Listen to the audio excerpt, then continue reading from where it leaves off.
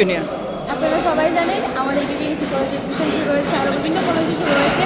আমাদের কলেজে গত 13 তারিখ থেকে শুরু হয়েছে এডমিশন। আমরা সবাই ফার্স্ট সেমিস্টারের, আমি সেকেন্ড সেমিস্টার, এখন নতুন যারা যারা আসছে সবাইকে সাহায্য করছি। আমাদের সময় ওরা, আমাদের সিনিয়র দিদিরা সবাই আমাদের সাহায্য করেছেন।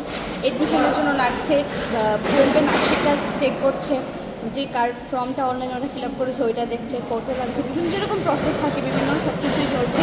আমরা সবাই ওদের সাহায্য করছি, ওরা আমাদের শেখাচ্ছে। কতদিন চলবে ভর্তি প্রক্রিয়া? এখন তো 21 তারিখ পর্যন্ত চলবে, তারপর আবার সেকেন্ড লিস্ট বের হবে, তারপর আবার শুরু হবে। কেমন স্টুডেন্ট আসছে? ভালোই আসছে। তাদের সঙ্গে কথা বলছে, তারা কি বলছে?